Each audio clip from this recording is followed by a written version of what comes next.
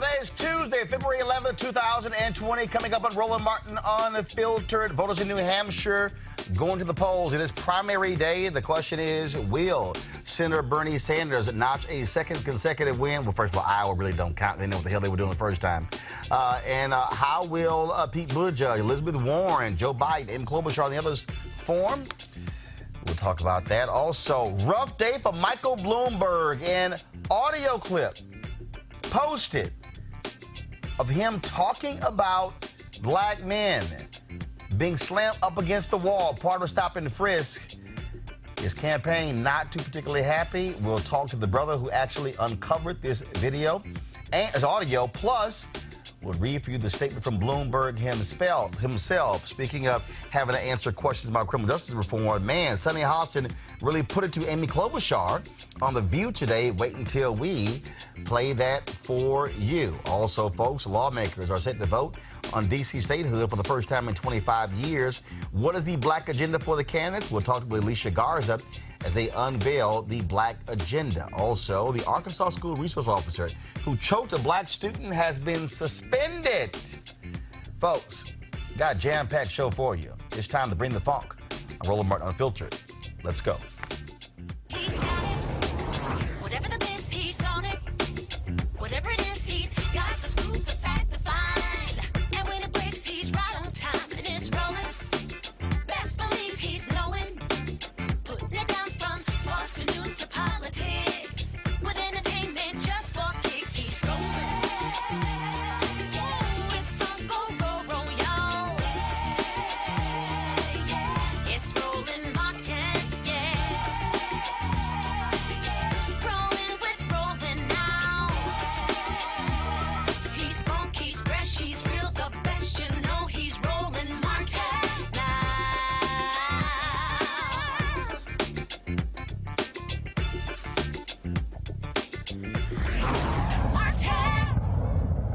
Voters in New Hampshire at the polls today, folks, voting for the Democratic presidential candidates, but all the talk today is about Michael Bloomberg, who is not, of course, on the ballot in New Hampshire, but he is certainly on the minds of lots of people after a newly released audio recording of the former New York City mayor reveals him publicly claiming that cops across the country could just use a Xerox description to identify black men suspected of committing crimes. He also admitted that his stop and frisk policy targeted minority kids in minority neighborhoods. Here is that audio.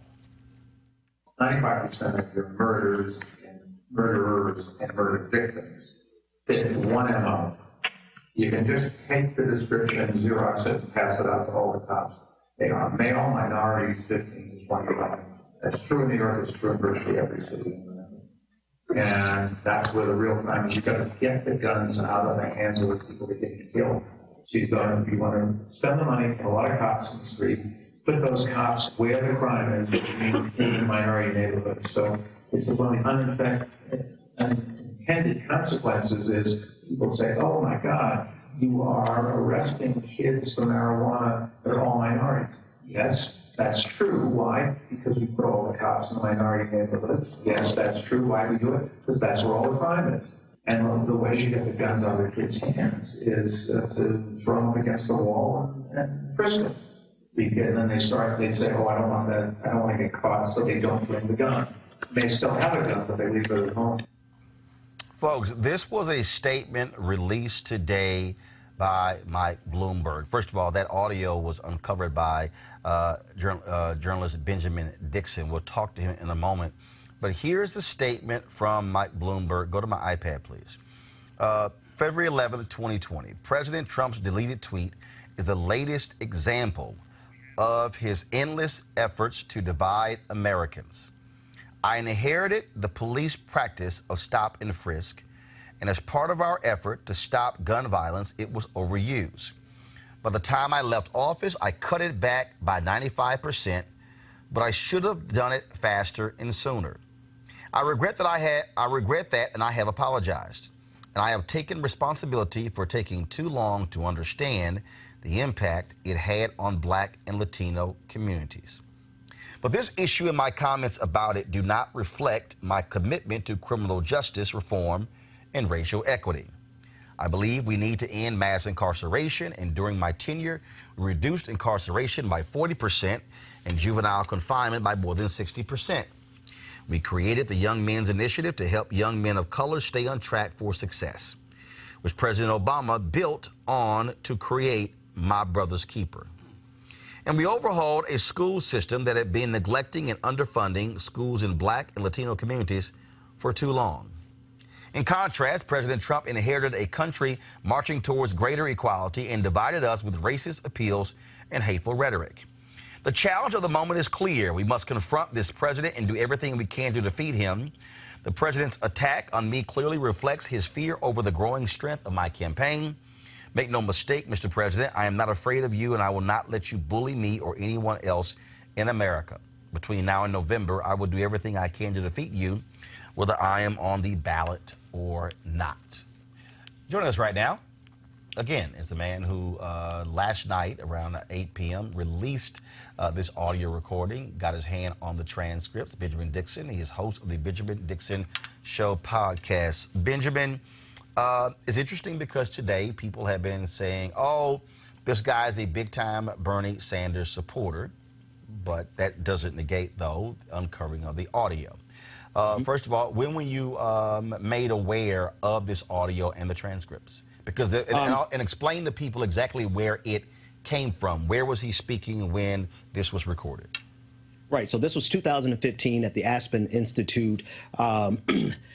Bloomberg requested immediately afterwards that this audio, or rather the video, be blocked, according to the Aspen Times. So he knew as soon as he spoke it that it was problematic. So let me hold you right there. So the Aspen Institute, typically those sessions are on the record. So you're saying after he spoke, then he said, hey, do not put that out? Yes, according to the Aspen Times, he made the request directly of the Aspen Institute, and their justification was that they usually acquiesce to whatever the guest speaker asked for. And so no video of it was ever recovered. However, someone in the audience recorded it on their phone surreptitiously. So someone recorded that, and did that person reach out to you? How did you come across this recording?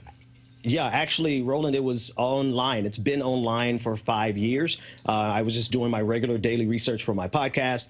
I came across it through a chain of links, just following the information. I read a couple of transcripts that he said some things that were damning in terms of the Black community and gun rights, and I followed that to the Aspen Times, and then I just continued searching until I found the audio, the hour-long audio that's been on YouTube for 5 years now. So when you hear these other outlets, there was somebody who was on CNN who was critical of you.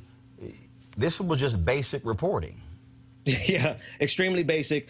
There was no conspiracy. There was nothing planned, right? I mean, it quite literally fell into my lap, but it fell into my lap because I did some basic research, and CNN, they called me out about it, asking questions about my motivations. My motivations was my daily work that I do on my podcast, and I found this audio, cleaned it up. I did the transcript. I did type up the transcript and put the video together, but those are his words. What do you make of his statement? I saw some of your tweets, and you said simply, this statement is not good enough. No, it's simply not good enough, because if you listen to what he said at Aspen in 2015, there is a depth. He has a deeply held belief in terms of young Black men. The way he said it, the way it flowed freely from him, he really believes this. And that's not commensurate with his apology in 2019 in December when he began his presidential campaign, or with what he said today, trying to blame it on Donald Trump. Now, I agree, Donald Trump is a preeminent threat and we need to vote him out of office. But these words were by Michael Bloomberg, not Donald Trump. He apologized in December during an appearance at the church of Pastor A.R. Bedard.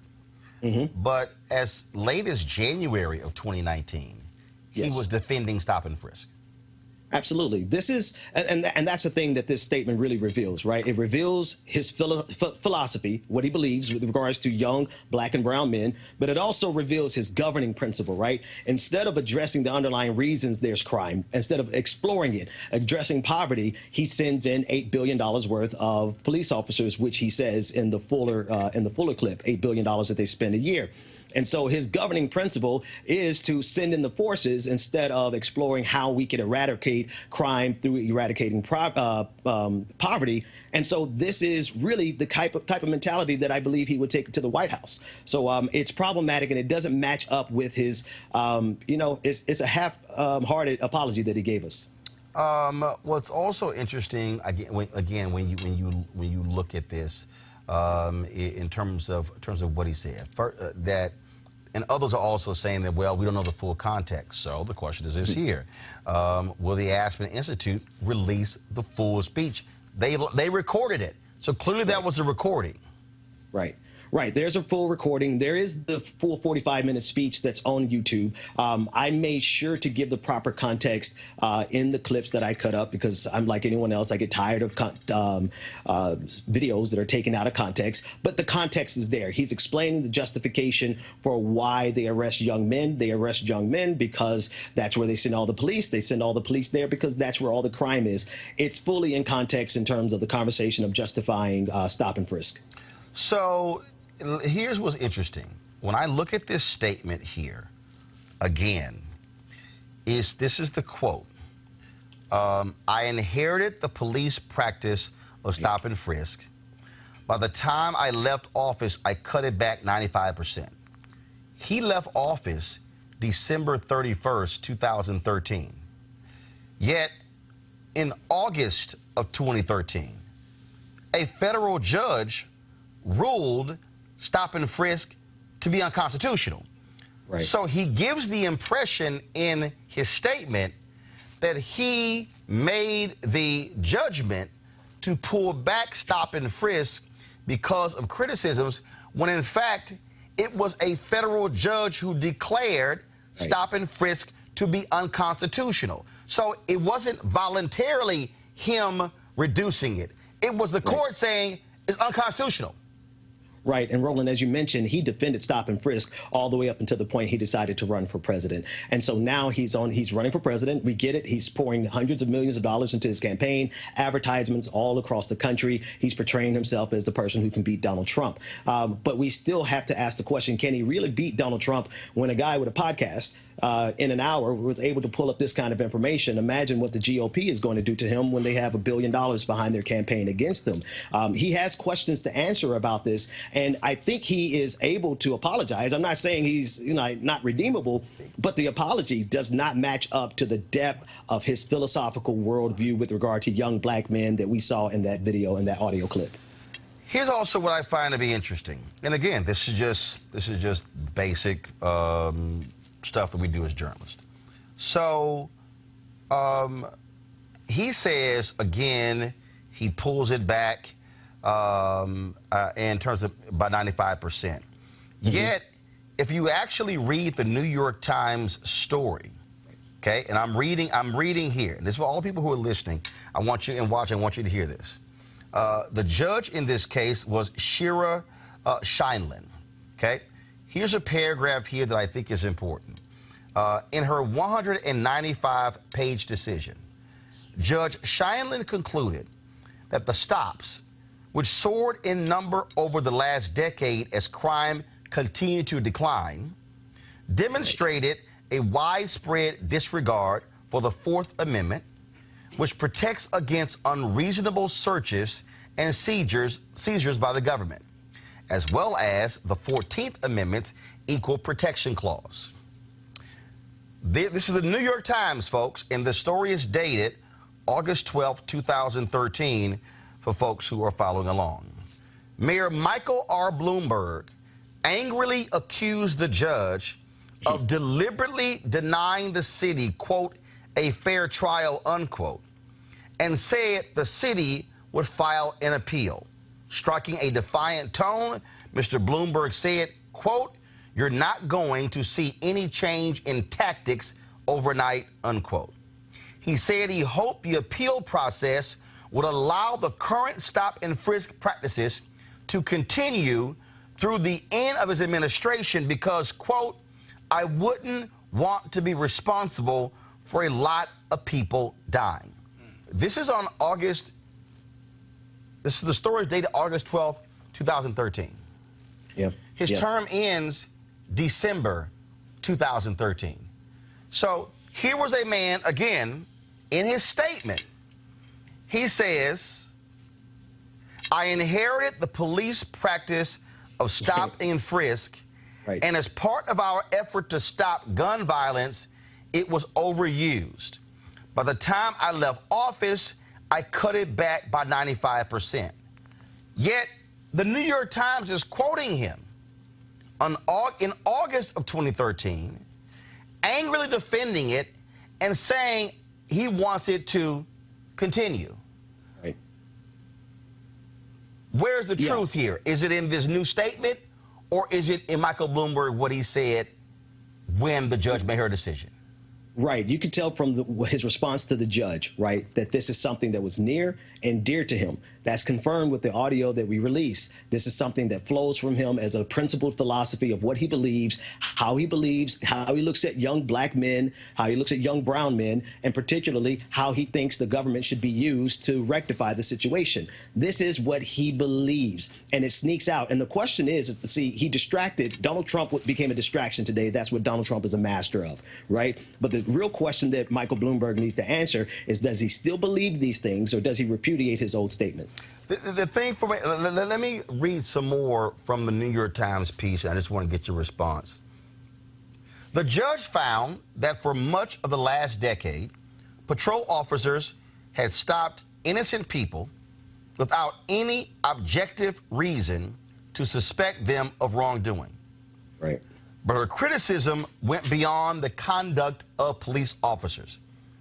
In this 195-page ruling, she wrote this: I also conclude that the city's highest officials have turned a blind eye to the evidence that officers are conducting stops in a racially discriminatory manner, citing statements that Mr. Bloomberg and the police commissioner, Raymond W. Kelly, have made in defending the policy.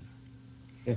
Here is a judge, and then she later says, if officers believe that the behavior described above constitutes furtive movement that justifies a stop, then it is no surprise that stops so rarely produce evidence of criminal activity.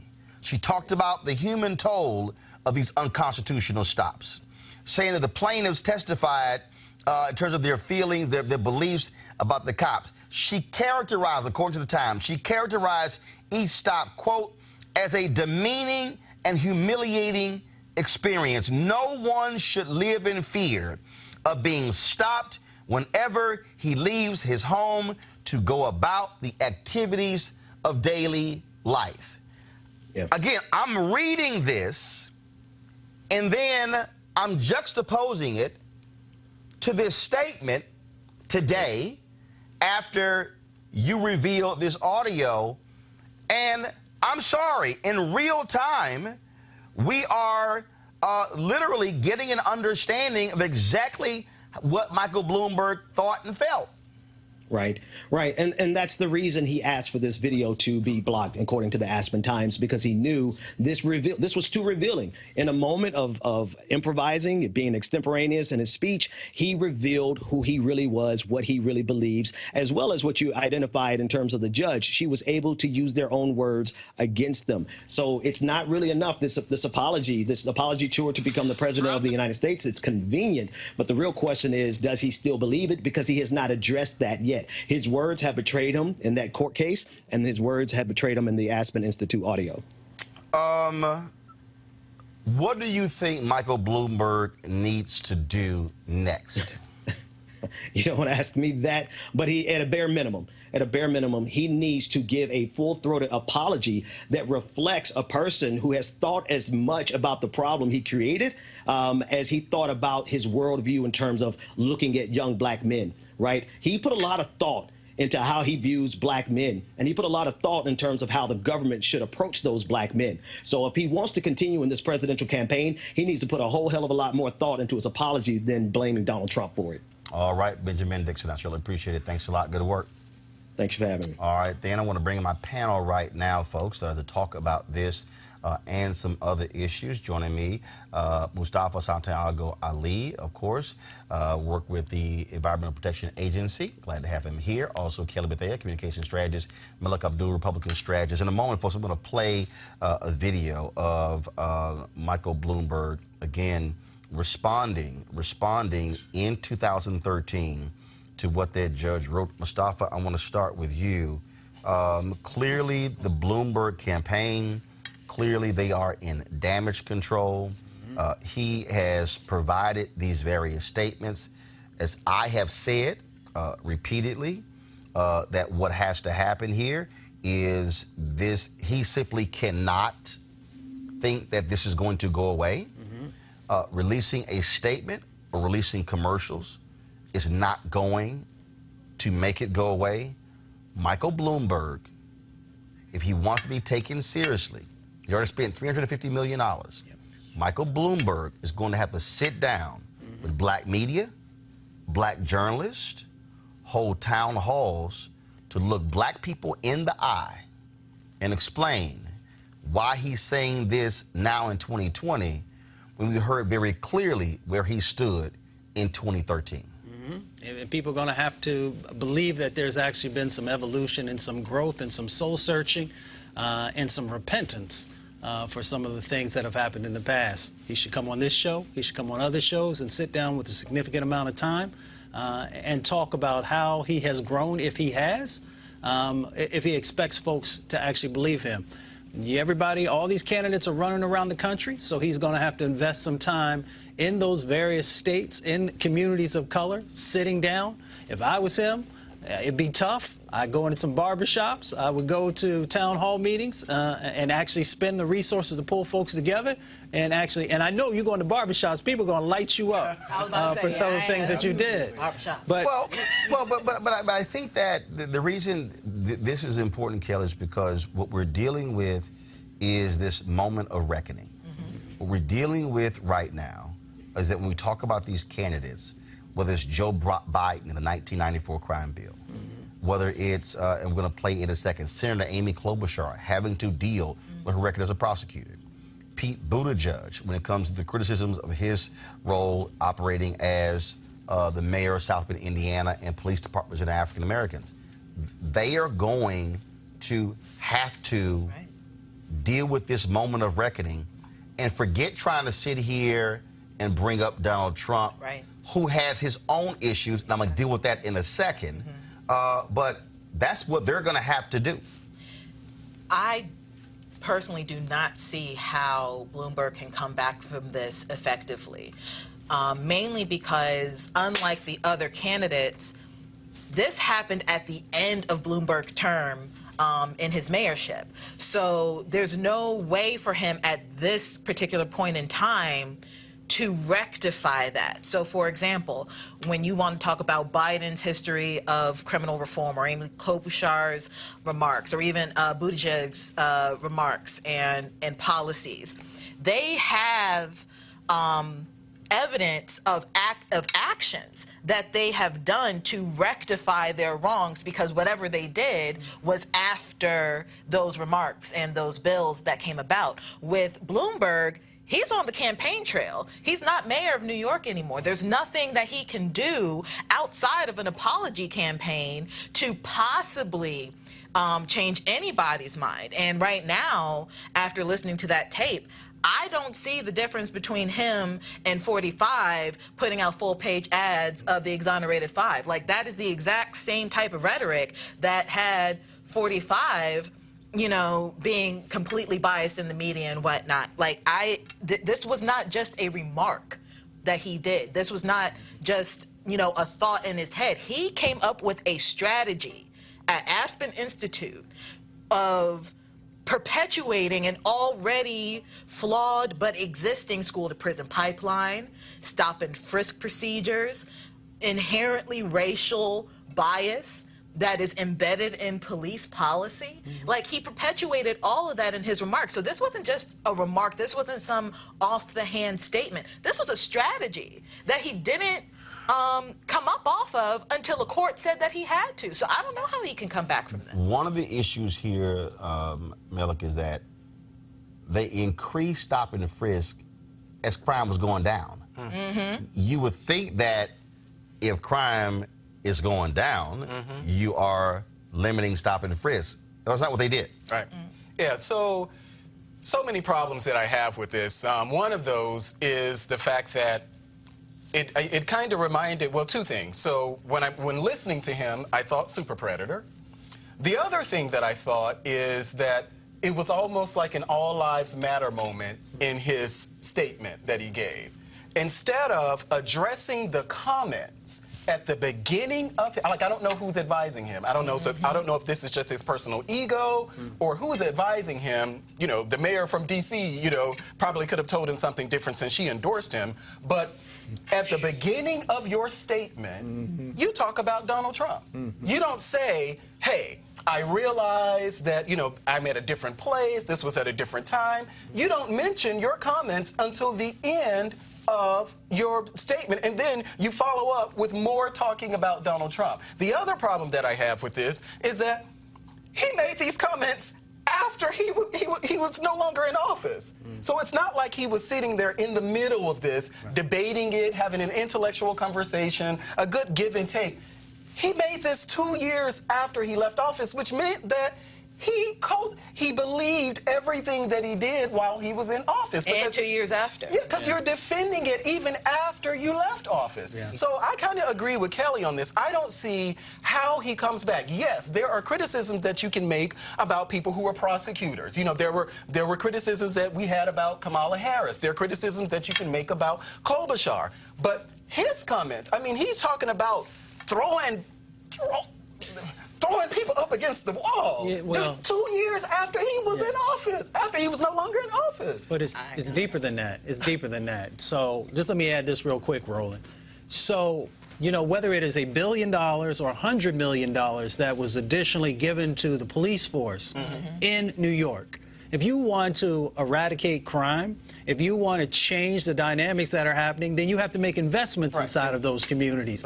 Those dollars could have very easily been changed, and they would have gotten positive results out of it. And here's the other thing that just gets me sometimes. We create this false narrative that it is African Americans and Latinx folks who are the ones who are doing the crime. When I grew up in Appalachia, there was less than 1% people of color, but there was all kinds of crime that was happening, and it was associated with poverty, and if you wanted to address it, you could make change. And he didn't have to go any further than outside of New York and go to upstate New York to parts where there are very little or very small numbers of people of color, where he could find out that there was still significant crime happening where they did not have stop and frisk as their answer to addressing the issue. My other issue, go ahead. Oh, my other issue about this that really got to me, but aside from everything, but the fact that he basically said you can just put it on a piece of paper and Xerox it. First of all, we had a whole thing in Baltimore City where that was basically told through the DOJ that you can't do that. I don't know if anybody recalls that consent decree from DOJ after the Freddie Gray uprising, where we found forms, just like what Bloomberg is talking about in Baltimore City, that the police department was using up there for crimes such as this, and how detrimental and damaging that was to the city. So I can only imagine what it was like in New York, people using those forms, if they were ever used. I sincerely believe that they were, whether we find them or not. But this again, it was a strategy. It was not a remark. This was a strategy, and I'm speechless. Well, let me first of all, the Trump folks obviously jumped on this. Donald Trump retweeted something, but then he deleted that tweet. I guess probably after he got exposed himself, because his campaign, Brad Parscale and others are out there, and I wish we have some issues with my HDMI line here, so I wanted to play this video for you of Brad being on with Dana Perino when she challenged him, because this is what Donald Trump said in 2016, quote, "I would do stop and frisk. I think you have to. We did it in New York. It worked incredibly well, and you have to be proactive, and you really help people sort of change their mind automatically." I remember that. So the Trump administration, I remember that, cannot all of a sudden try, because they're sitting here trying to amplify this whole thing. Oh, Bloomberg is a racist. Liberals should be outraged at what he had to say. That's like the Klan trying to say to a neo-Nazi, look at them, don't look at us. But also, Donald Trump has absolutely no room to talk about anything about Bloomberg's comments when Donald Trump himself believes in stop and frisk. When he said he wanted to implement stop and frisk nationally after, y'all, Trump said this in 2016. 2013, I told you, 3 years earlier, a federal judge ruled stop and frisk unconstitutional. So what Donald Trump said and what Bloomberg also was endorsing was a policy that was declared unconstitutional by a federal judge. Do y'all have the? Let me know. Y'all have the video from that article in 2013. Guys, I need you to pull it up, please. It's a minute 27. It's a minute 27 seconds. It's a video of Mike Bloomberg defending stop and frisk. This obviously, folks, and the reason this is such a huge issue because look. Bloomberg lays out his criminal justice plan. He goes to Tulsa, lays out his economic plan. But the problem is when you as a politician, you don't actually learn from your mistakes. There are people who made a decision, they say, you know what? I made a mistake voting for the Iraq War. Joe Biden has not been pressed in a single debate, not one debate about the 1994 crime bill. Now, I don't know what the hell the other candidates are doing. Something tells me February 25th, when they debate in Charleston, South Carolina, and I'll be there, something tells me he's going to get asked about 1994 crime bill. But he's been asked before, and he's actually defended it. That's an issue. You've heard other candidates in terms of how they have had to deal with this. In fact, I'm going to play this right now. This is Amy Klobuchar. Today she was on The View, and she was pushed by co-host Sunny Hostin regarding her record as a DA. Watch this. A Washington Post poll from last month had you with less than 0.5% of African-American support. That's lower than even Mayor Pete Buttigieg. He has 2%. And I've said this often on the show, you need African-American support to become the Democratic nominee. Now, your tough on crime approach when you were a county attorney in Minnesota is criticized for disproportionately harming black and brown people. And when I look at that record, you know, you failed to prosecute a single killing by the police during the 8 years you headed prosecutions. And there were more than 24 police-involved killings in that period. That's just one example. How do you defend that record? Okay, well, let's start. I'll lead out to the support, but I want to start with my work as county attorney. We all know there's systematic racism in this criminal justice system. There's no doubt about that. And I worked really hard when I was there, and I'm proud of the work we did to go after white-collar criminals, to use drug court in a big way. We had a very successful drug court, and we actually found got a 12% decrease in incarceration rates for African Americans. And I also diversified the office, which I think is really, really important. But there is so much more work that we have to do. And that's why when I got to the U.S. Senate, I started working on things like the First Step Act, which we passed, which has decreased the criminal penalties and allowed some nonviolent offenders to get out of prison. I think we have to do that in a bigger way as well. And then as for my support in the African-American community, I've always had strong support in my elections at home. And I have a number of key leaders in the African-American community from Minnesota that have gone and campaigned for me in places like California and Iowa, and that will continue. So my challenge is to get people to know me. My message of economic opportunity, of investing in our schools, I think that matters. I think that my focus on voting rights, Sonny, I am the leader on the bill to register every kid in this country when they turn 18. I think that is going to matter. I'm the leader on the bill to get rid of gerrymandering, to get rid of voting purges. As my friend Stacey Abrams, who go ahead. Senator, you know, I think that your record as a prosecutor matters as well. And when you campaigned for the Senate, you cited your prosecution of 16-year-old black teenager Mayan Burrell as an example of having been an aggressive prosecutor. And it gives me no pleasure to say this because, as you know, I was a prosecutor as well. I've reviewed the facts of that case, and it is one of the most flawed investigations and prosecutions that I think I have ever seen. When you look at it, you have your homicide detective on tape offering informants $500 a piece for names. When I looked at it, I also saw that Mr. Burrell's alibi witnesses were not looked at.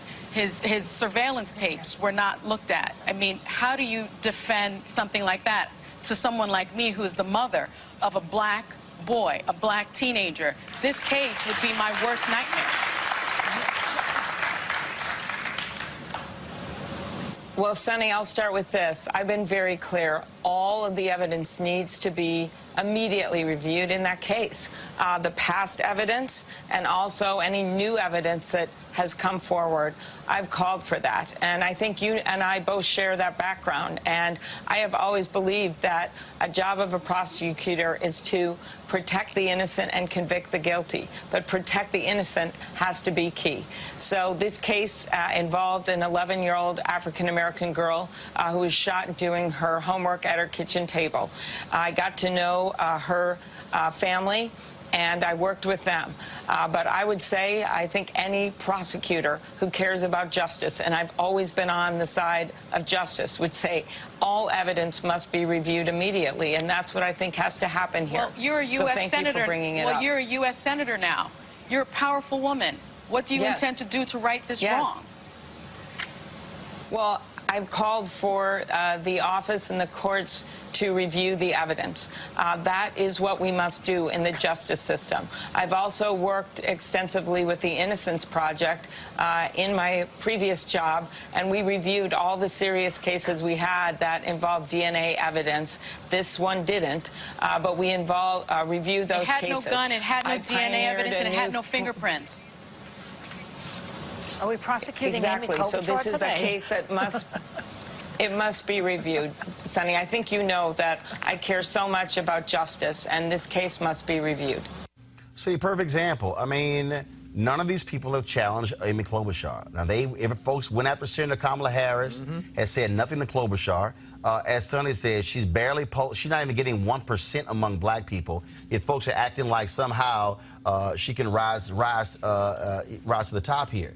But this is an issue.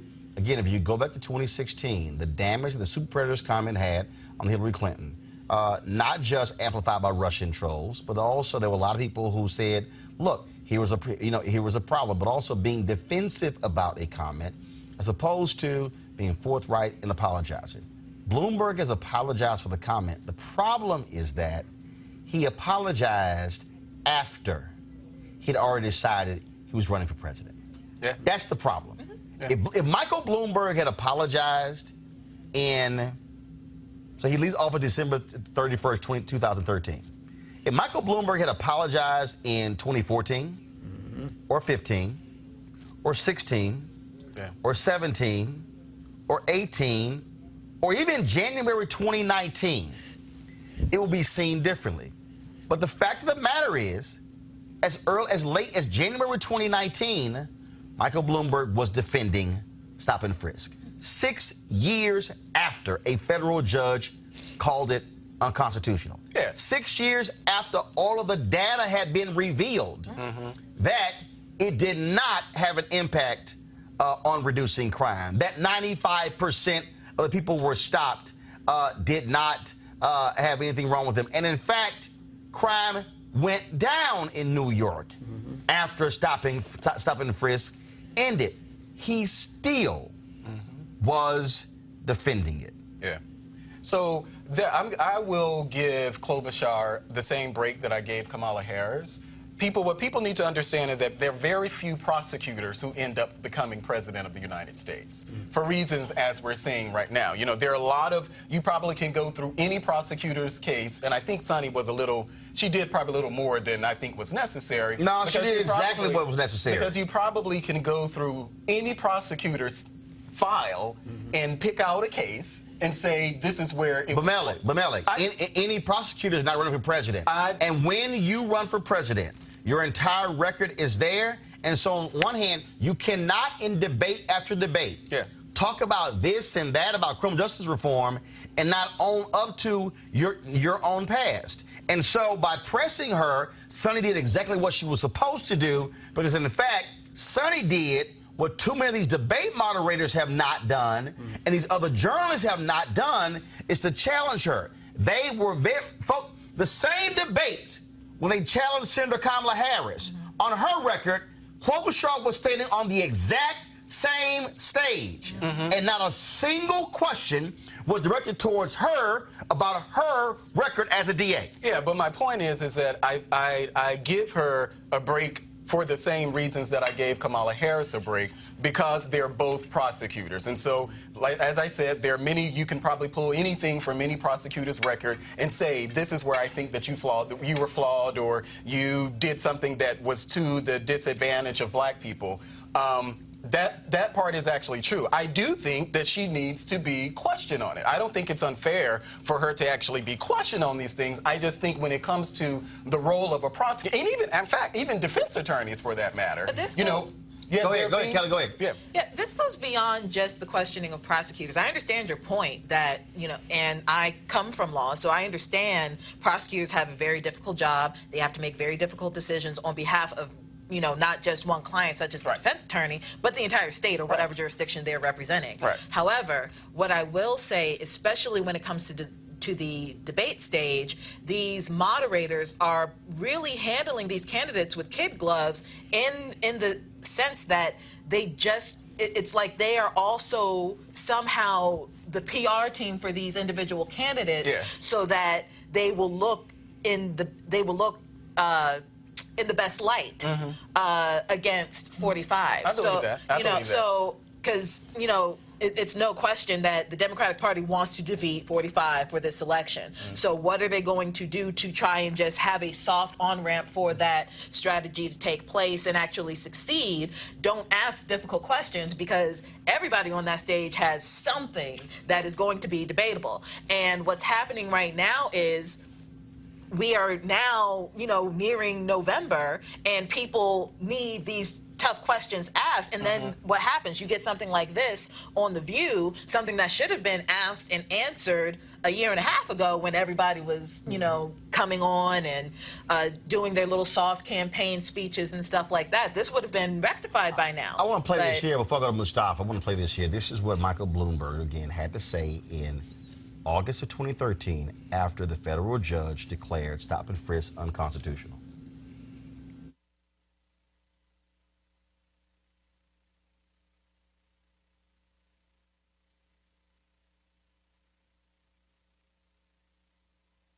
That so we can get the audio straight, guys. Let me know when it's ready, okay? Because again, the reason this is important is because when you are in the moment, Mustafa, you're speaking truthfully. You're not, oh, after, you know, I reduced it by the end of my term, whatever. No, Michael Bloomberg was adamant. We're going to continue to do this. Right. He was speaking from his heart at that time. There was no communications director. There was no, you know, press release that he was reading from. He was saying how he actually felt about what was, you know, what he was instituting, and what his true views were about the people who this enforcement set of actions and policies was focused on. So he was very clear with folks at that time. And you know, You know, every time we see somebody run for office, all of a sudden they want to clean it up. Yeah. Be honest about who you are. Let the country see exactly how you feel about these things so they can make the decision Can that's I just necessary. offer this very Go ahead. quickly? One of the reasons, to your point about why other candidates may not be doing it, if, you know, I'm sure all of us watch the debates. Remember, even in, I think, the first or second debate and subsequent debates, when the candidates attacked each other, I remember Kamala Harris had a moment where she was the adult in the room. Well, we shouldn't do this to each other. Our focus is Donald Trump. Cory Booker had another moment. Our focus should be Donald Trump. We shouldn't be attacking each other. Donald Trump is the one. So that actually could be part of the reason. Yeah, why everybody's candidates having a united front on, you know, somebody from the Democratic Party becoming president as opposed to 45. And low-key, that's an issue because it should be the best candidate representing us as Americans being the president. But we don't believe it is 45, and therefore it should be somebody else. All right, here's the, again, this is Bloomberg in 2013. The judge made it clear she was not at all interested in the crime reductions here or how we achieved them. In fact, nowhere in her 195-page decision does she mention the historic cuts in crime or the number of lives that have been saved.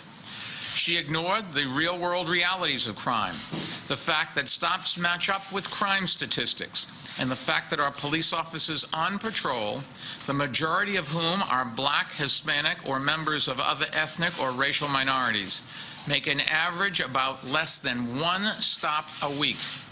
And even though the plaintiff's own expert found that about 90% of the stops have been conducted appropriately and lawfully, and another 5% may well have been conducted appropriately and lawfully, the judge still wants to put the NYPD into receivership based on the flimsiness of evidence in a handful of cases. No federal judge has ever imposed a monitor over a city's police department following a civil trial. The Department of Justice under Presidents Clinton, Bush, and Obama never, not once, found reason to investigate the NYPD. But one small group of advocates and one judge conducted their own investigation, and it was pretty clear from the start which way it would turn out. See, no, this was the day the judge made the decision. In 13? Yes, in August. Wow. This New York Times story is dated August 12th, 2013, and that was Michael Bloomberg addressing the media, chastising a federal judge for her ruling, slamming the individuals who filed the lawsuit, calling it flimsy evidence when we now know that without a doubt their evidence was absolutely strong, and the only thing flimsy was his defense and the defense of Commissioner Kelly in supporting stop and frisk. And see, this is why I keep saying, folks, Michael Bloomberg's campaign has a major problem now. I mean, not just because of the previous stuff, not even just because of this audio that Benjamin has Dixon released. The problem now is we have to judge how you felt in that very moment and how 6 years passed, and you said 6 years. So he left office in December 2013. So 6 years and 5 months went by before he apologizes.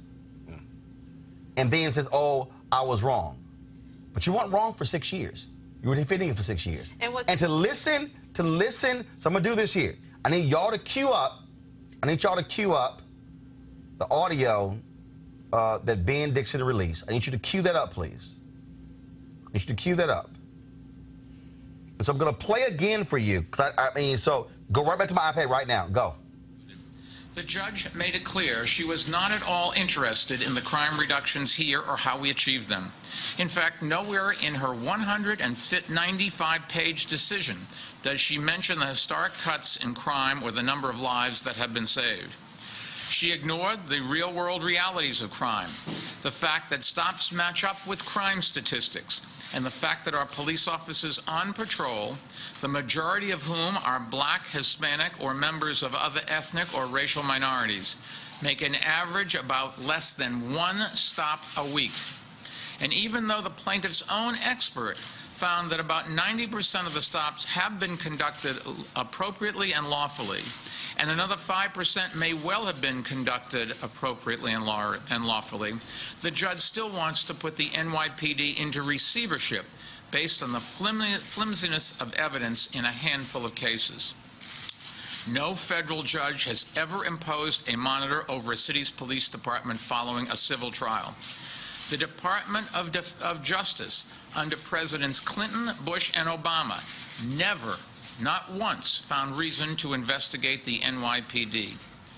But one small group of advocates and one judge conducted their own investigation, and it was pretty clear from the start which way it would turn out. Now, I now want you to play comments. That was August of 2013. Now play Michael Bloomberg at the Aspen Institute in 2015. 95% of your murders and murderers and murder victims fit one MO. You can just take the description, Xerox it, and pass it out to all the cops. They are male, minorities, 15 to 25. That's true in New York, it's true in virtually every city in the country.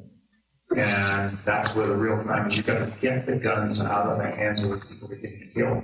So you want to spend the money for a lot of cops in the street, put those cops where the crime is, which means in minority neighborhoods. So this is one of the unintended consequences is people say, oh my God, you are arresting kids for marijuana, they're all minorities. Yes, that's true. Why? Because we put all the cops in the minority neighborhoods. Yes, that's true. Why do we do it? Because that's where all the crime is. And the way you get the guns out of the kids' hands is to throw them against the wall and frisk them. And then they say, oh, I don't want that, I don't want to get caught, so they don't bring the gun. They still have a gun, but they leave it at home. Okay, folks, this is a column that John Lott wrote on FoxNews.com a few hours ago. Now, he's a columnist for FoxNews.com, but John Lott is also the former chief economist at the United States Sentencing Commission and also the author of a number of different books. So let me go ahead and walk you through this. So this is what you talk about, that 95% piece. He wrote the most recent data at the time his comments were made from the 2013 FBI Uniform Crime Report don't line up with the 95% figure. He said, according to the FBI data, among murderers whose race we knew, almost 44% were white. FBI doesn't break down Hispanic numbers. He said, but if we assume all Hispanic murderers were white, about 23% of murderers were non-Hispanic whites. If you were to Xerox the description that Bloomberg gives, you're going to be falsely identifying a lot of minorities as criminals. Quote, Bloomberg is no more accurate when it comes to the age of murderers. It is true that young people were responsible for a disproportionate share of these crimes, but the numbers were nowhere close to what Bloomberg claims. Just over 28% of murderers were between 13 and 25 years of age. About 35% of 13 to 25-year-olds murderers were white. Again, Bloomberg chastises these activists, chastises a federal judge, they say they did their own investigation, and all of a sudden you now look at it and go, oh my God, they were right, and he was completely wrong. Again, to me, for Mike Bloomberg to move forward, it is not going to be a statement. He cannot go to Good Morning America. He cannot go talk to Robert Roberts. He cannot go talk to Gayle King. He can't go talk to Craig Mellon at NBC. Mike Bloomberg's going to have to come talk to black media. I don't even think Mike Bloomberg's going to have to actually do community forums in front of black people. He is not going to be able to go to the safe space of mainstream media, do a 20 or 30-minute interview, and then go, okay, I finished with that. Because remember the previous interview he did? I forgot which one of the networks, where somebody asked him the question. He went, look, I've already apologized for that. And basically, with this whole, I'm done. Like literally, this was like he gave the apology in December. I think it was in January, and his response was, look, I've already apologized for that. Essentially, I need you to move on. That ain't gonna fly. And his campaign, I'm telling you, if I'm them, I'm preparing him to say, dude, you're gonna have to grovel. I wouldn't even say that. I'm like, dude, your campaign is over. No. I would. It's not over. Well, it's not over. My thing is, when it comes to the media, such as your platform, such as other predominantly black platforms, I don't see any type of campaign or comm strategy that could reverse this. It's not over. That's what I'm saying. First of all, it's not over. If Joe Biden can be the author of the 1994 crime bill, and he's running for president, but again, it's not over. But with Biden, he still had policy after the 1994 crime bill that could rectify that. Bloomberg doesn't have that. But here's the piece. First of all, it's not over. So his campaign is not over. Okay? Now, is he going to take a hit? Yes. The question, though, is how does he now respond, Mustafa, to where this is going to be the dominant story? Because let's also understand, you got New Hampshire today. You got Nevada coming up, significant Latino population. And you got South Carolina, okay? The next debate, he's on the stage. He's the other piece. So I'm sure he's probably like, damn, why did I have to qualify for it? Why did they change the rules for the debate? So now, he is going to get hit by the other candidates, and it's not going to be front and center, and he is going to have an explanation. Because other folks are going to do exactly what I just did. Walk through and hit play, and there are tons of other comments out there. He's got to put the work in. And if he's not willing to do it, then his campaign won't be able to garner the support that's necessary. And he needs to just tell the truth on some of this stuff. I mean, we've already unpacked a lot of it, but most of those stops didn't come up with any guns. If he really wanted to talk about real crime, there was all kinds of crime happening on Staten Island and Long Island and right there, you know, in the financial district with all them cats who was using cocaine and they never got caught or never got clipped. So I just need him to actually have give us some real talk about where he is today and why he made the choices that he made before. And can I just say this very quickly? If he does, go do the circuit with black media or whatever, black people have to not allow him any wiggle room to say, but Donald Trump is a racist. Hold him accountable for his own actions. Don't let him get in front of black media and say, well, but Donald Trump is so bad too. Well, first of all, two things will be true at the same time. I was about to say, but don't let him do it. Don't let him do it. But the point I made earlier was that when he invoked Trump in his statement, I'm going like, dude, that ain't gonna fly. I mean, like, bottom line is, so the issue that I have is an anatomy of the statement. You begin your statement by invoking Trump deleting a tweet, not accepting responsibility. Now, so let me just for the people who on his campaign, let me just say right now, that's bullshit. Okay, that's bullshit. For anybody on the comms team, on the Michael Bloomberg team, for any African Americans on his team, somebody should have said, yo, that's some bullshit. Okay? I'm just going to be straight up. Why am I saying that? Because the issue here is not Donald Trump deleting a tweet. Nope. The issue is what you said. And so it's a cute game in terms of trying to move to that whole point here. Like the opening line, go to my iPad. President Trump's deleted tweet is the latest example of his endless efforts to divide Americans. No. Sorry, Michael Bloomberg. That's unacceptable. That line should be completely deleted. Now, if you wanted to start, you should have started with, I inherited the police practice of stop and frisk. That's what you should have started with. And then, when you go to the bottom, okay? So, just so we're clear here, in terms of how you unpack this, if you remove the first sentence and you go from I inherited to the black and Latino communities, y'all, he literally spent more words in this statement trying to explain other stuff. Because if you go to the second paragraph, now it's all about his commitment to criminal justice. Now you go to, then basically saying he gave the idea for My Brother's Keeper to Obama. Right. He literally says, That ain't true. we created the Young Men's Initiative to help young men of color stay on track for success, which President Obama built on to create My Brother's Keeper. But then the last paragraph, in contrast, Trump, this, I'll take you on. No. You have to deal with what you said. Obama's on vacation, like, why? And so trying to sit here and now, Trump this, Trump that, I've done this. No, the reality, and this is the thing that is important. We cannot live in an America where women who are talking about the Me Too movement talk about the trauma that they have had to endure from men catcalling, from men making sexually suggestive comments in the workplace, from men physically sexually assaulting women, whether in the workplace, at school, at home. We got a whole line.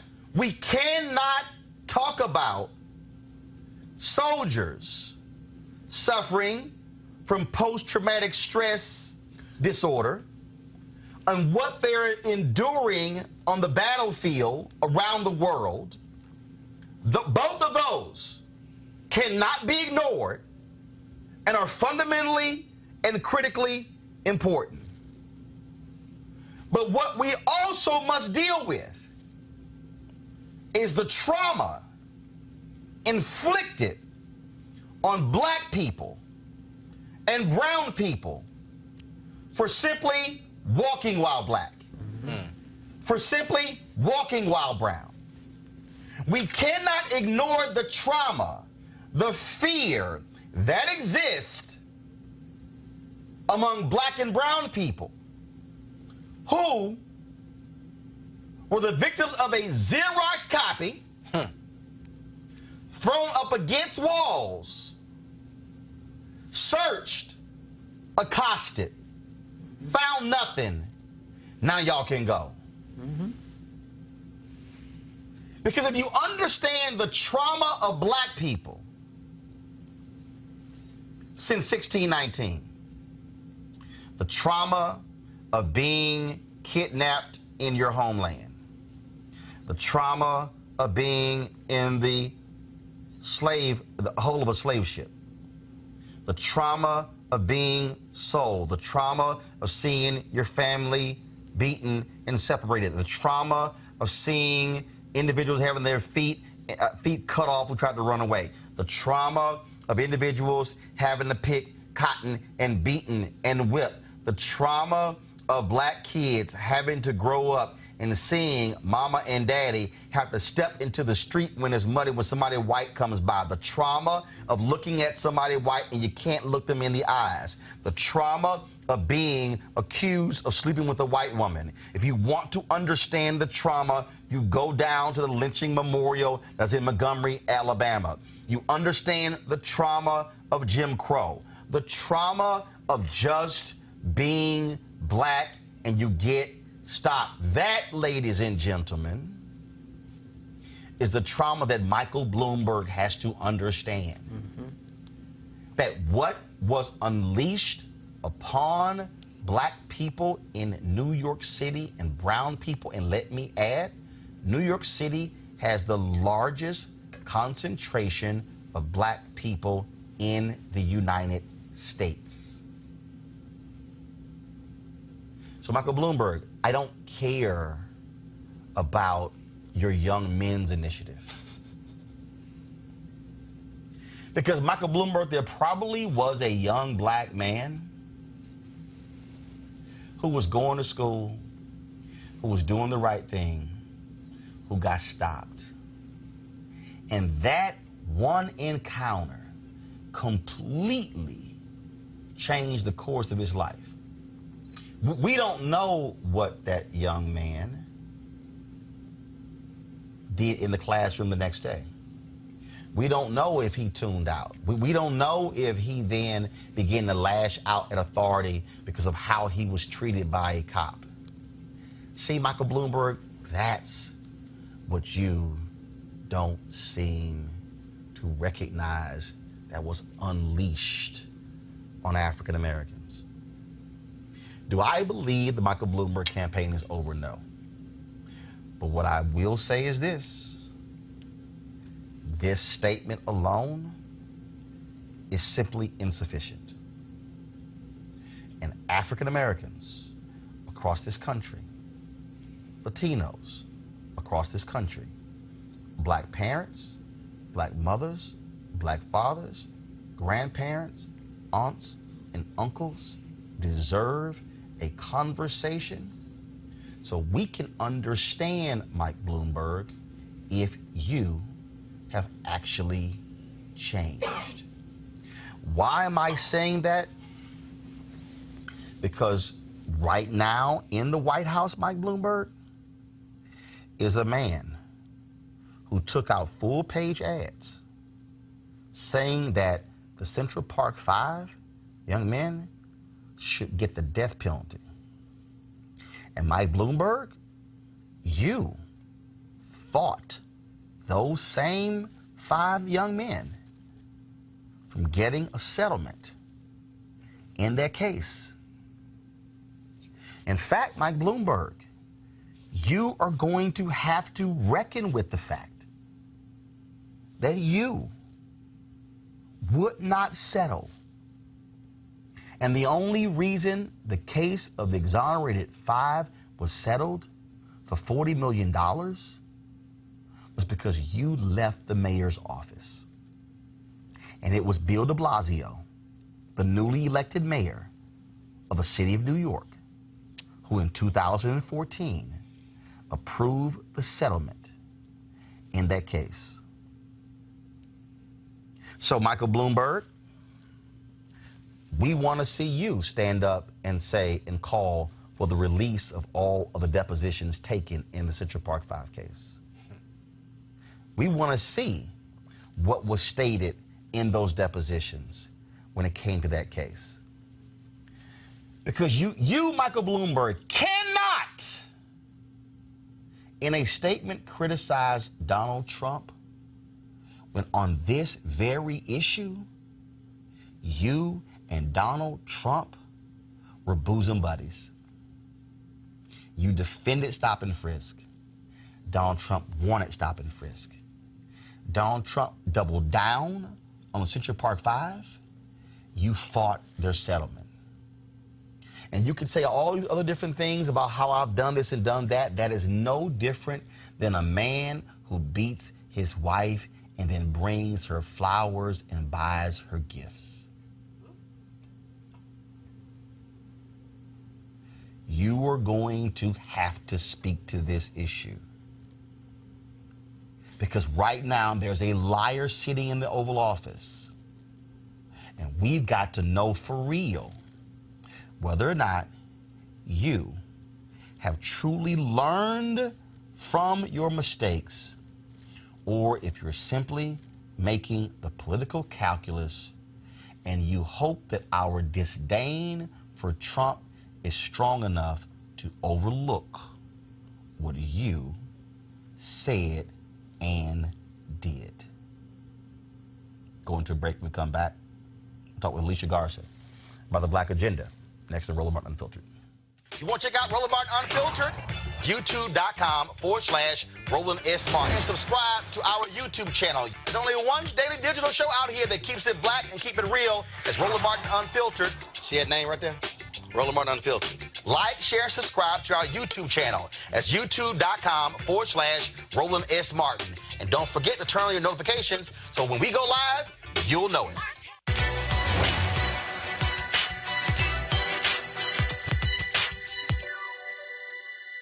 A life is not more important than others, except in the impact it has on other lives. American professional baseball player Jackie Robinson.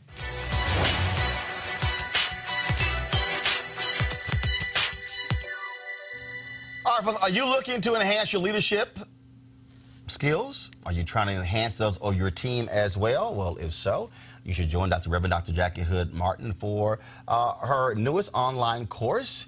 and mastermind group, How Successful People Think. She'll be your guide as you learn timeless leadership principles to apply to daily living. The offer expires February 28th. To register or start the course online, go to www.livetolead.com/Leesburg. That's www.live, L-I-V-E, the number 2, lead, LEAD.com/Leesburg. All right, folks, we talked about this campaign. The issues that are important to African Americans are critically important.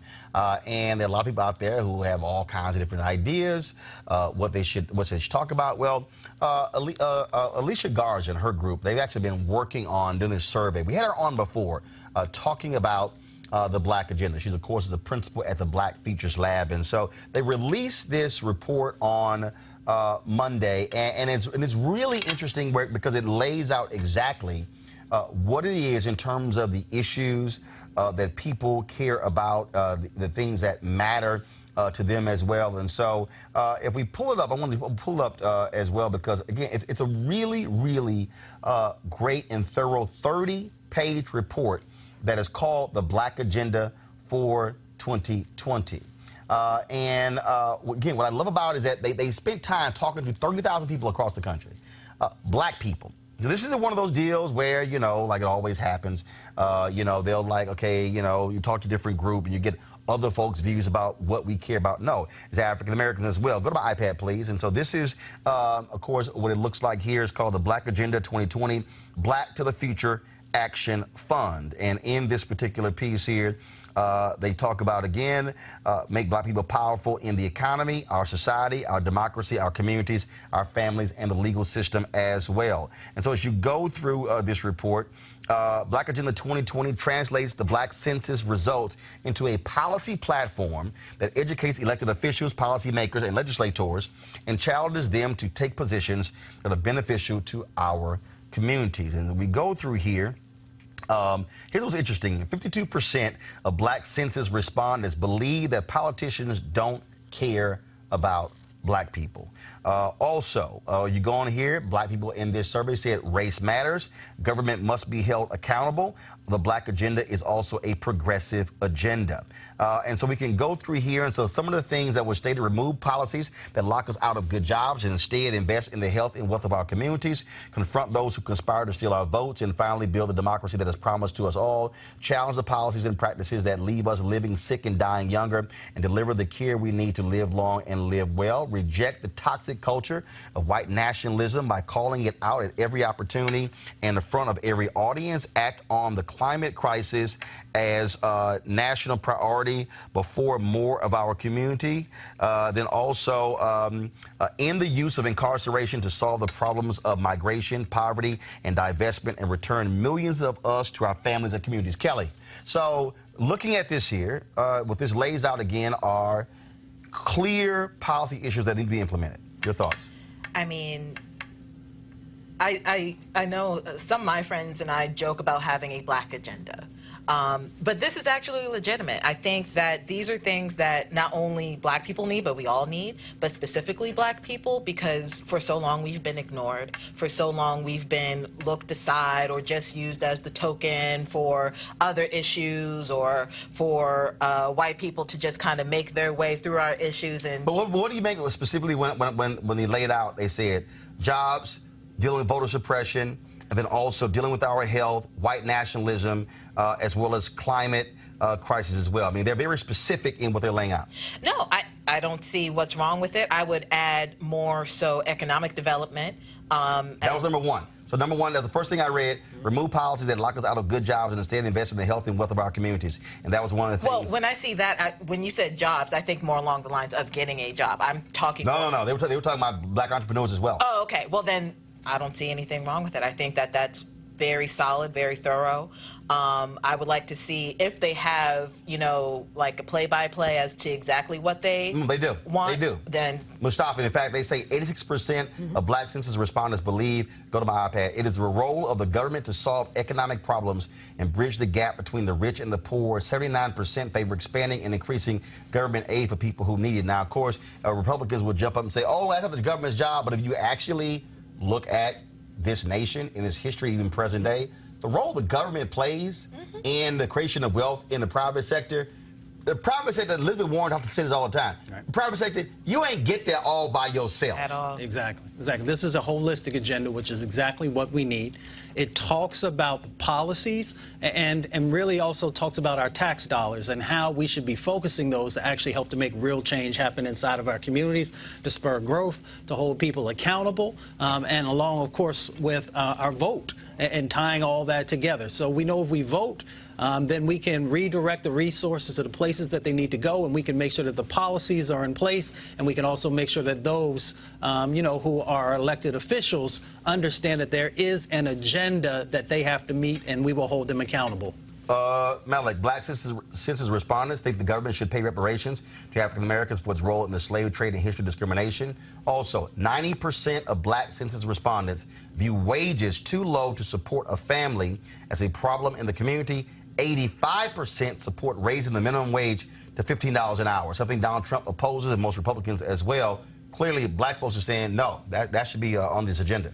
Well, for the most part, most of what I heard, they're pretty much, in line with what we hear with candidates, period, when they run for office. So, maybe give or take a one or two, but for the most part, what we heard is something that most campaigns are part of most campaigns' platform. Yeah, but one thing you have here in the Landrum-Griffin Act, restrictions on the ability of unions to hire some formerly incarcerated people. No. I don't hear many candidates talking about that. No, that's also actually... establish wage and standard boards as a mechanism to facilitate worker organizing and raise labor standards. Well, I don't know about as far as the union piece of that, but I do know even the administration is focusing on, with their second chance hiring program, on employing incarcerated individuals, formerly incarcerated individuals. One of the things, and I may have missed it, but I didn't hear an education component in there. I don't know if it was... It's in here. And in fact, also, you have a housing issue, Mustafa. Yep. Passed the American Housing and Economic Mobility Act, which increases housing affordability by controlling rent and home prices, incentivize local governments to reduce land use restrictions that drive up the cost of new home construction. Well, what did they say about education? Right here, invest in K-12 education. They have here, mandate that education funding at the federal, state, and local levels flow equitably to school districts, dismantle the school and prison pipeline by eliminating zero tolerance policies and limiting the presence of police in schools. Also, eliminate the growing number of policies that require registration and surveillance of students who have received mental health care as part of K-12 school enrollment, and require schools to stop using restraints and seclusion on students with disabilities. Yeah, I mean, and so I was worried about the education piece. Well, it's in here. Plus, they also have a whole section with college as well. Yeah, I think that's actually a good thing. I don't think, I still don't think it's out of line with what we normally hear as far as, it's good to have. This is more comprehensive. Yeah, First of all, when you say politicians, you mean Democratic politicians, not Republican. Well, there are things in there that even Donald Trump is focusing on, which is why I mentioned the second chance hiring. So not every single bullet point is something that Republicans are focused on. But if you're talking about things as far as economic development, if you're talking about education, if you're talking about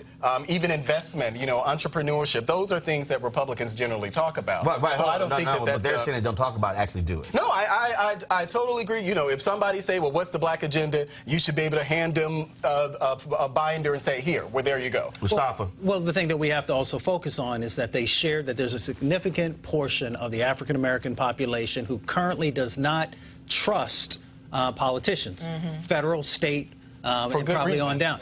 So, therefore, we need to make sure that these politicians are better in alignment with what African Americans are actually asking for. And that's how we change the dynamic. What's unfortunate is that a lot of, if not all of what's on this agenda, every American needs. Well, yeah.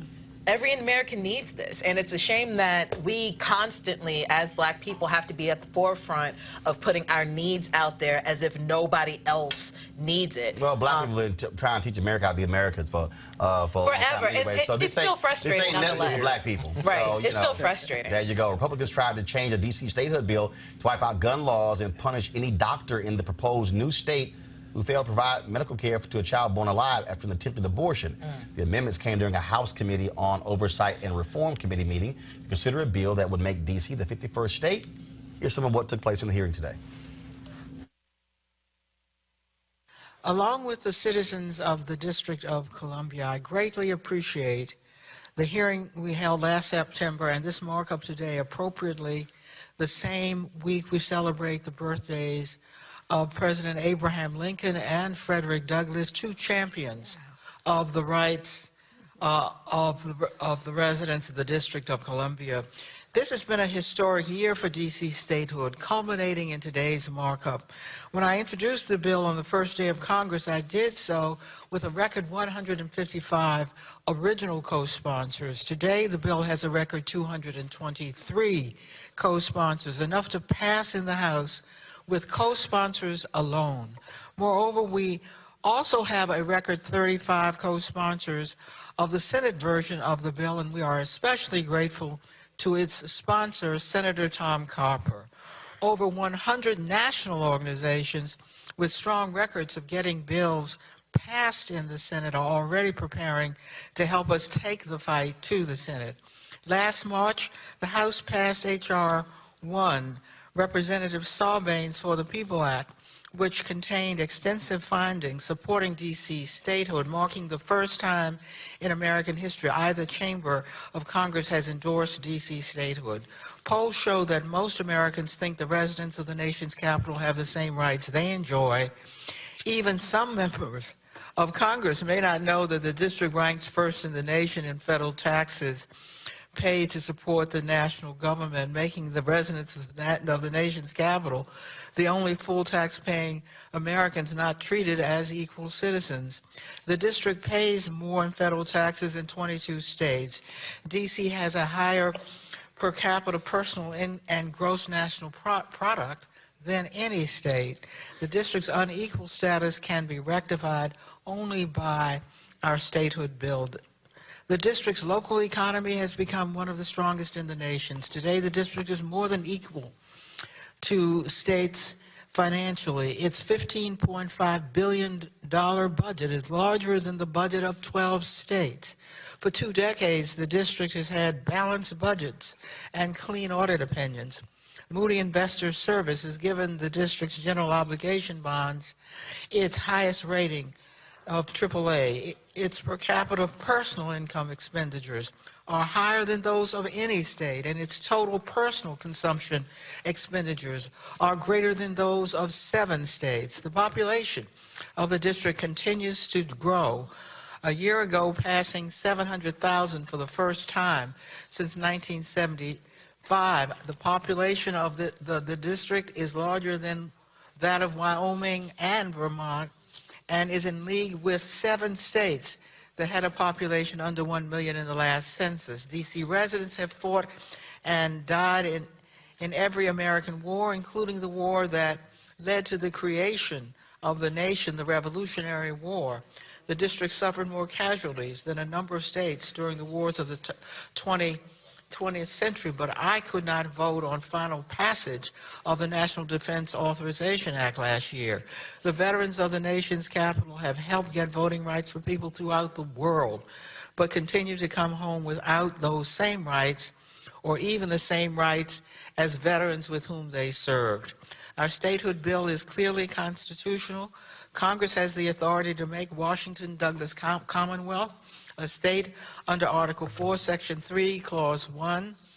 Its power to admit new states to the Union, combined with its Article 1, Section 8, Clause 17 power over the seat of government. The Congressional Research Service and even conservative legal scholar and practitioner Via Din, who served in the Department of Justice during the George W. Bush administration, have issued expert opinions that H.R. 51 is constitutional. Congress can carve out areas where D.C. residents live as the 51st state and reserve other areas as the national capital. The Congress has 2 choices.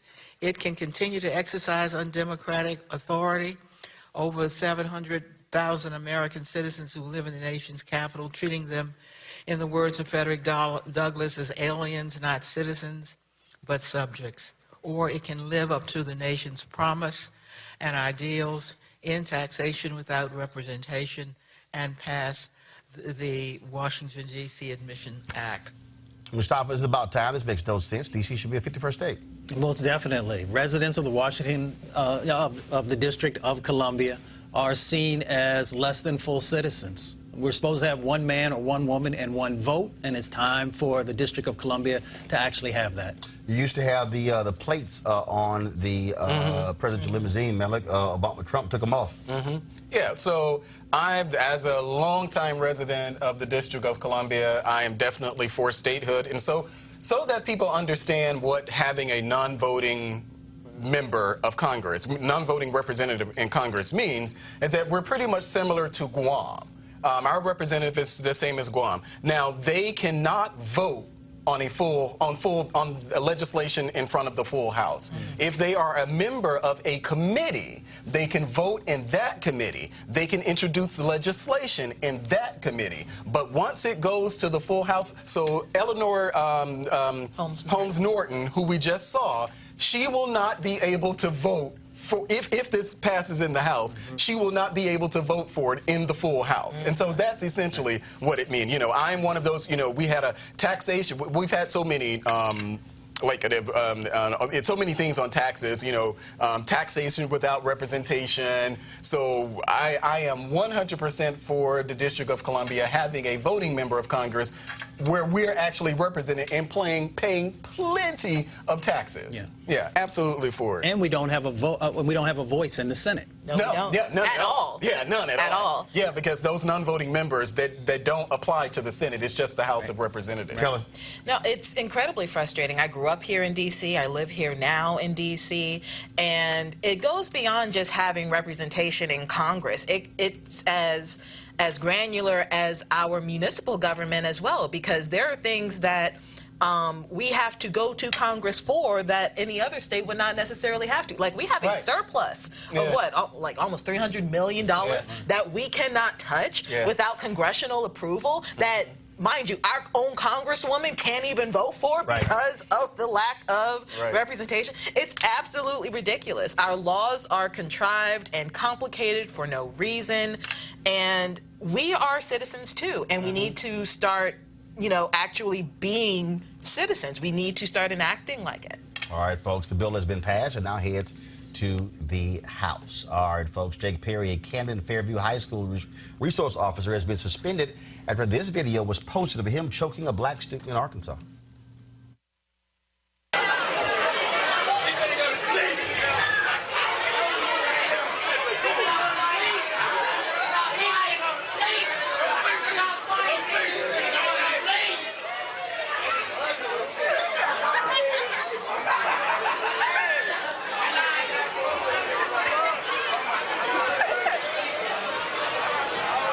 Police Department Chief Boyd Woody said he would not tolerate this kind of misconduct from his officers.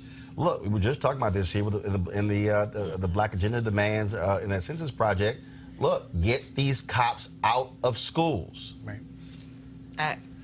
Yeah, so I hate watching videos like that, and because was he suspended or fired? Which one was it? Suspended. Yeah, suspended or fired. You know. I don't see any reason. Kind of reminds me of Eric Garner, you know, the grabbing around the neck. I mean, that's a neck, and there's an actual trachea. There, you breathe, and all of that.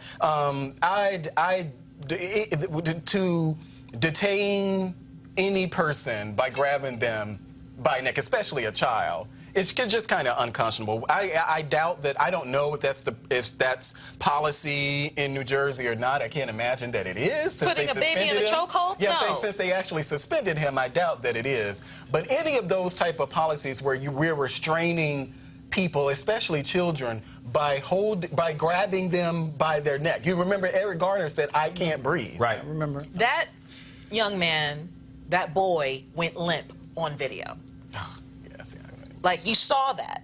And I keep saying this you cannot be an employee such that you are representing the public and your entire job is to protect the public if you were going to do something like that to a child. And we didn't see what happened before then. It doesn't matter. No, my point is that we didn't see what happened before then, but right there, what we're looking at right now, he wasn't a threat. But it doesn't matter. He wasn't even a threat. If he was a threat, he's still a minor. And there are tactics at play for police officers, security, anybody to apprehend a minor such that you're not going to kill him in the process. This is attempted murder because I know that he knows another way to apprehend a student, and that's not one of them. He wasn't apprehending him. I don't know. He was just grabbing him by the neck. It's disgusting. Here's the reality, that chokeholds are illegal in a number of municipalities across our country. So they should definitely not be happening inside of our schools. And we need to stop having these military-style situations set up inside of schools. For children. For children. They're children. Got to fact check this, folks. Today in Chicago, a special prosecutor has indicted Jussie Smollett, saying that he made up an attack that took place there. He has to report to court by February 24th. Mustafa, I want to start with you. It's interesting. You talk about what they did here. First of all, special prosecutor Kim Foxx, of course, is the elected district attorney. They chose not to prosecute him. But this prosecutor essentially used the exact same evidence as before to go ahead and indict him. But we also know, now you're dealing with, of course, you had the police chief who came out, loud and thunderous.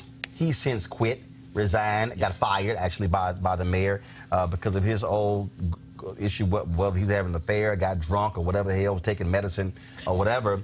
And so you got to ask yourself the question, can you actually even get a fair hearing as a result? Can Jussie Smollett get a fair hearing as a result of this? I don't think so. I think it'd be very difficult, considering all of the officials who've come out and said certain things and all the attention that they've placed on this case. So I think it would be very difficult for him to actually get a fair hearing. Kim Foxx gave her reasons why she chose to dispose of this case. Here's what I might find to be interesting. Her deal was like, even if we convicted him, he wouldn't go to jail. And so what ends up happening if they go forward with this, and then they still say, okay, community service? Why are they still pursuing this at all? Like, this is such a waste of taxpayer dollars for the citizens of Chicago. How many other problems do they have where that money could be put to better use? Yeah. I don't understand. I just do not understand why they are going after this man. And also, this comes down a few weeks before Kim Foxx's primary in March. So let me add something real quick. You find over time people trying to build their careers off the names of celebrity cases. So we have to ask the question if this is another example of that. Like a former, the special prosecutor, former U.S. attorney in Chicago, was appointed by a judge 6 months ago to review the evidence against Jussie Smollett and consider filing new charges. Yeah. So I don't think that, I was one of those from the beginning who questioned whether or not what Jussie Smollett was saying was true, and we found out, at least by all accounts, it seemed as if he was lying. So let's agree to the fact that he was actually lying. Now, hold up. First of all, we can't agree the fact that he was lying because we don't know that. Right.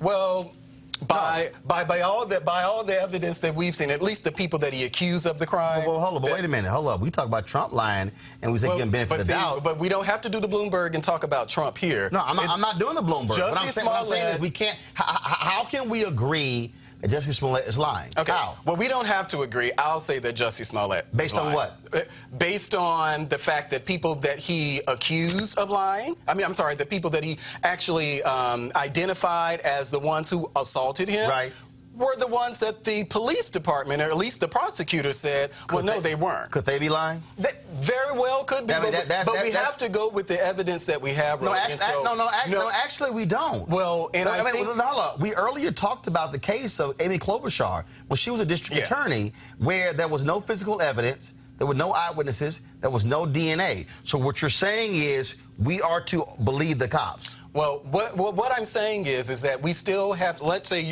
all of you are right that maybe it really did happen. No. We're not saying no one's right. Okay. Well, no, I'm not saying that Jussie Smollett told the truth. I'm not saying Jussie Smollett lied. What I'm saying is you said let's all agree that he lied. We can't. Okay. Well, we don't have to agree that he lied, but it seems as if that's exactly what he did. If not, that means that there are still two white MAGA-loving Trump supporters roaming the streets of Chicago somewhere. Maybe they're there. I don't know. I think probably part of Smollett's problem is that how he handled it even after he was loud, if you will. You know, he came out and he made the statement. He was very defiant, you know, and he had people out there defending him. I actually agree with you that this very well could be a celebrity case, someone trying to build their name out for a celebrity case. But there were lots of resources that Chicago used to investigate something that we can just say was never actually proven, and there seems to be more evidence pointing to his guilt than his actual innocence as far as what he's claiming. It was interesting, Mustafa, that the special prosecutor used some of the same cops who were involved in the initial investigation into his. That, to me, makes no sense. To me, that if you wanted to run a clean case, you would say, I'm not going to use any police officers who were involved in the first investigation and have a new set of officers essentially go back, double-check their work, re-interview people as well. That's, to me, how you should have run this. Yeah, most definitely. You go out, get the new evidence, because evidently if you're going to bring a case back again after the former person said, well, there's not enough here for us to do something, then you must be bringing some new information in. And we should also remind ourselves that supposedly in our country you are innocent until proven guilty. So that should be the starting point from where we're at. Let's talk about this here, of course. That is this last story. You talk about the Trump Department of Justice, how they are putting their thumb on the scale. Roger Stone was convicted by a federal court in Florida of lying to Congress when it came to testimony regarding Donald Trump. He was convicted. Prosecutors went to court yesterday recommending 7 to 9 years in prison for Roger Stone. Then all of a sudden, first of all, then all of a sudden Donald Trump tweeted this was a miscarriage of justice. Then today, the William Barr-led Department of Justice announced they were going to seek a lower sentence for Roger Stone. What has now happened? Now, they claim that decision was made before the Trump tweet went out, which is sort of weird, because why would attorneys go to court asking for 7 to 9 years if the Department of Justice had already said they were going to actually pursue something lower? Now, what has happened? All 4 of the prosecutors, including the Assistant U.S. Attorney for the District of Columbia, have all quit. Aaron Zelinsky worked at Robert Mueller's office. He has withdrawn from the case, resigned as Special Assistant U.S. Attorney for the District of Columbia. Okay? The other prosecutors have all quit. Jonathan Kravis announced in a court filing he has resigned as Assistant U.S. Attorney. Adam Jed also withdrew from the case. And the 4th prosecutor, Michael Morando, withdrawn from the case as well. This is a tweet from Mike Scarcella. DOJ's new sentencing memo was signed only by John Crabb Jr., acting head of the criminal division at the U.S. Attorney's Office in D.C. Crabb is a longtime career prosecutor. Melly, what does that tell you?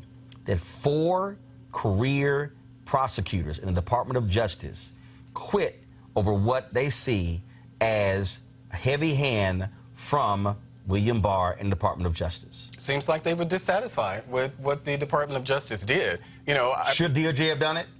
I don't even know. Well, this is kind of new. I don't even know what they're proposing. What are they proposing as far as his sentence? No, they, like I said, they proposed that Roger Stone be sentenced 7 to 9 years in federal prison for what he did. And the Department of Justice is saying that he should get what? The Department of Justice, they notified the court they'll be pursuing a lower sentence than the 7 to 9. Even though the 4 prosecutors work for the Department of Justice. Yeah, I mean that's probably a little inside baseball. If they are unhappy with how inside baseball? Well, I'm saying that if they're unhappy with how their department is conducting an investigation, whether it was Roger Stone. No. Okay, I think you missed something here. They secured the conviction of Roger Stone. Right. They're the ones who were trying and now they're unhappy with the DOJ's position? No. Listen. They secured the conviction of Roger Stone. They submitted to the court that they were going to pursue, that they believe that Roger Stone should be sentenced from 7 to 9 years in prison. They submitted that to the court.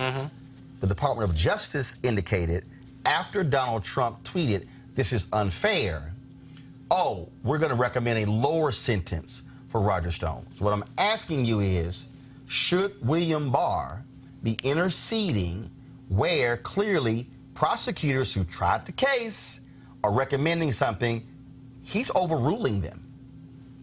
Yeah, I don't know how common a practice that is. It's not. This don't happen. Well, I don't know if this is a practice where. No, I'm telling you, this don't happen. Well, I'm just telling you I don't know. So either I'm going to sit on. Well, now you know. But I'm this saying is not common practice. But I don't know what the Department of Justice practice is. So you're saying that this is something that the Department of Justice never does? No. You wouldn't have the top level person. Yeah. Well, I mean, maybe not. Me personally, if they because what it seems as if, which is exactly what I said, they seem to have a problem with the position that the Department of Justice has taken. No, they work for the Department of Justice. Yeah. Their problem is that William Barr is trying to protect a Donald Trump crony and wants to lower the sentence. And where does William And Barr? that's why they're offended. So where does he work? Where does William Barr work? At the Department of Justice, right? He does. That's what I'm saying. So isn't William Barr's position going to be the official position of the Department of Justice, or those 4 attorneys who are now going? I actually thought that what happens, Kelly, is you allow your prosecutors to try cases and do their jobs. But it's still the Department of Justice, though. Kelly, I'm saying it's not a different department. Yeah, it's we still know that, the but go Department ahead. of Justice. Kelly, go ahead. Barr is stepping on the toes of his own employees. That's the problem. You do not override the authority of your employees in a district in which you may have jurisdiction in theory, but the whole point of an ASA is to act on behalf of the AG and do your job. What's happening right now is the AG is overriding whatever the ASA is doing based off of rules that the AG already has in play. For the ASA. Keep in mind, Mustafa, this is the same William Barr who purposely cut short the investigation of Robert Mueller because he wanted to be over. Yeah, this is how it played out. Donald Trump called William Barr. Exactly. Or they were in a meeting at the White House. Said, Roger Stone, he's a good guy. I really appreciate how he supported me over the years. It's unfortunate that his sentence is being at the length that it is. Do something Is there about anything you can do to help me out? Yeah, do something and about that is incredibly unethical. It's unethical. Like, on every ground. Like, that does not happen. Yeah, I mean, that does not happen. Me personally, I don't care enough about the Roger Stone case. If this is not something that the Department of Justice does, and this is going against, whatever their policy has been in the past, we did criticize William Barr for it, criticize Donald Trump for it. But as far as Roger Stone, in this case, whether he gets 7 years or whether he gets 1 year, I don't care. I mean, I just don't care. But criticize the department, criticize William Barr. If the criticism is warranted, criticize him. Let me tell you something right now, folks. Bottom line is this here. You have a thug in the White House. You got a thug running the Department of Justice. What you have here is William Barr, of course, who is not serving the interests of the United States of America. He is serving as the attorney for Donald Trump, protecting one of Donald Trump's cronies in Roger Stone. Don't be shocked if they come in and say, hey, just give him 6 months in jail. Here's the saving grace: the federal judge can ignore the White House. That's right. Yeah, the federal judge can no, it's not that. It's not like no big a deal, Malik, because here's the whole issue. You would hope that you have a Department of Justice that is about justice, not protecting the cronies of Donald Trump. That's not the case here. All right, folks, we appreciate everybody who's been on the show today. New Hampshire, all the polls close in New Hampshire in about 14 minutes, and so I'll be live tweeting some of my thoughts as well. So we'll see what happens, who wins tonight. Again, we still don't know who the hell won Iowa, so frankly, tonight is really the first state to vote. And actually, it truly is the first state to vote because the caucuses, to me, is still a joke, so I don't really care about that. So we'll talk about that tomorrow right here in Roland Martin Unfiltered. Please support us in what we do by going to RolandMartinUnfiltered.com. Join our Bring the Funk fan club. You can use Cash App, PayPal, or Square. Every dollar you give goes to support this show and what we do. Of course, we want to thank all of you who watched our live stream last night of Susan Taylor's National Cares Mentoring Gala. We're going to be restreaming that this weekend as well, so we look forward to doing that for you. All right, folks, we shall see you tomorrow. I got to go. Holla!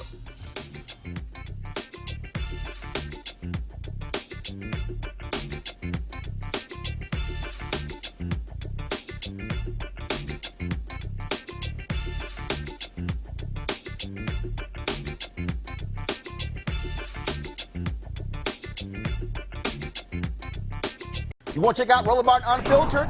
youtube.com/Roland S. Martin. And subscribe to our YouTube channel. There's only one daily digital show out here that keeps it black and keep it real. It's Roland Martin Unfiltered. See that name right there? Roland Martin Unfiltered. Like, share, and subscribe to our YouTube channel. That's youtube.com/Roland S. Martin. And don't forget to turn on your notifications so when we go live, you'll know it. Hey everybody, this is Sherry Shepherd. You're watching Roland Martin Unfiltered, and while he's doing Unfiltered, I'm practicing the wobble.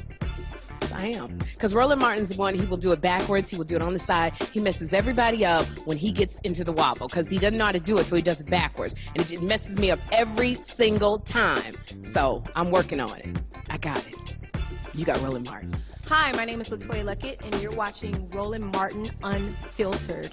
What's going on, everybody? It's your boy Mac Wiles, and you are watching Roland Martin Unfiltered. What's up, y'all? It's Ryan Destiny, and you're watching Roland Martin Unfiltered. What up, Lana Well, and you are watching Roland Martin Unfiltered.